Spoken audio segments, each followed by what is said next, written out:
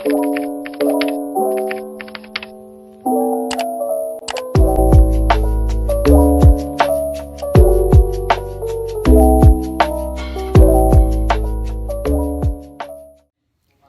guys, welcome. Bismillahirrahmanirrahim. Assalamualaikum warahmatullahi wabarakatuh. Alhamdulillahirrabbilalamin. Assalatu wassalamu ala ashrafil anbiya wal mursalin Sayyidina Muhammadin wa ala alihi wa ashabihi ajma'in, amma ba'd. Segala puji hanya milik Allah. Salawat serta salam kepada Nabiullah Muhammad sallallahu alaihi wasallam. Kenalin, nama aku Dewi Ashari dengan NIM 21102030021, Prodi Pengembangan Masyarakat Islam, Fakultas Dakwah dan Komunikasi, UIN Sunan Kalijaga, Yogyakarta. Oke guys, pada kesempatan kali ini aku akan sedikit membahas tentang tolong menolong dan kerjasama. Oleh karena itu, sebelum menilik lebih jauh, kita perlu mengetahui definisi dari tolong menolong dan kerjasama itu sendiri. Berikut penjelasannya. Oke, mengenai pengertian tolong menolong dan kerjasama. Tolong menolong adalah saling membantu antar sesama manusia, menolong tanpa pamrih dan mengharapkan imbalan.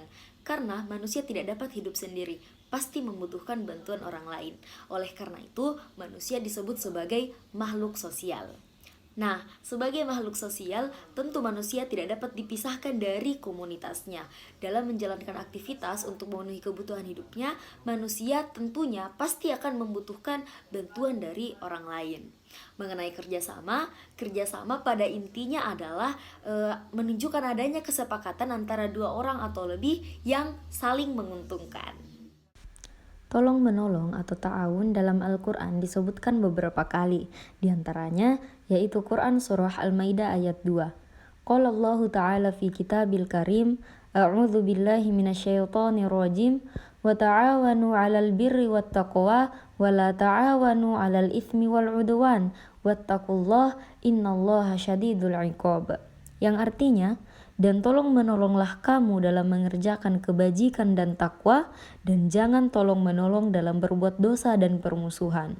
Bertakwalah kepada Allah, sungguh Allah sangat berat siksaannya. Quran Surah Al-Maidah ayat 2. Makna al-birru dan at-taqwa. Dua kata ini memiliki hubungan yang sangat erat, karena masing-masing menjadi bagian dari yang lainnya. Secara sederhana, al-birru bermakna kebaikan. Kebaikan dalam hal ini adalah kebaikan yang menyeluruh, mencakup segala macam dan ragamnya yang telah dipaparkan oleh syariat. Menurut Ibnu Qayyim, al-birru adalah satu kata bagi seluruh jenis kebaikan dan kesempurnaan yang dituntut dari seorang hamba.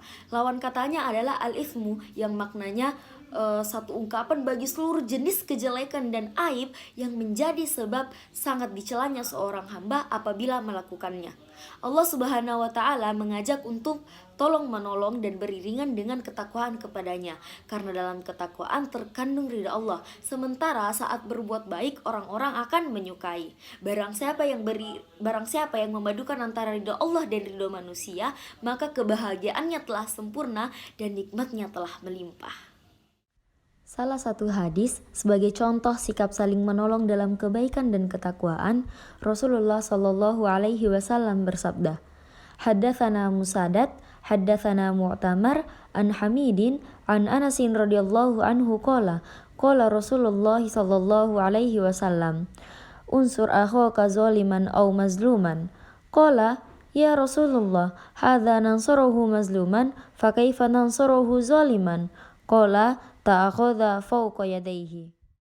Diriwayatkan dari Musaddad, diriwayatkan dari Mu'tamar, dari Anas berkata, Rasulullah Shallallahu alaihi wasallam bersabda, "Bantulah saudaramu baik dalam keadaan sedang berbuat zalim atau sedang teraniaya."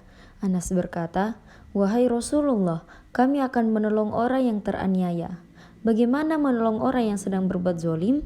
Beliau menjawab, "Dengan menghalanginya melakukan kezaliman.